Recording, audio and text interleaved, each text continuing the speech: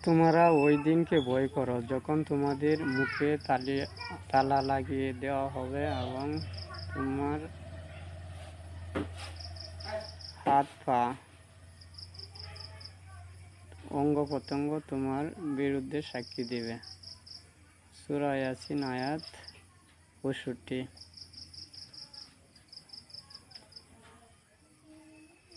আল্লাহ তাআলা তাদেরকে অন্তর এবং কানে মোহর মেরে দিবেন এবং তার চোখে পর্দা ফেলে দিবেন যাতে সে দেখতে না পায়,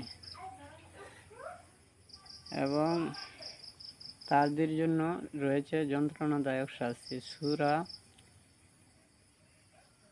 বাকারা আয়াত ৭। যখন কোনো মুমিন বান্দা গুনাহ করে তখন তার অন্তরে একটি কালো দাগ পড়ে যায়, আর যখন সে গুনাহ থেকে ফিরে আসার জন্য তওবা করে তখন তার অন্তর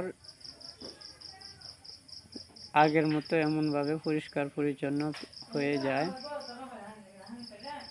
আর যখন সে গুনার পর গুনাহ করতেই থাকে অনবরত, তখন তার কালো দাগ ছড়িয়ে গিয়ে সমস্ত অন্তরকে আচ্ছাদিত করে ফেলে। নবী করিম সাল্লাল্লাহু আলাইহি সাল্লাম এটাকে মরীচিকা বলেছেন, যা কোরআনে উল্লেখ করা হয়েছে।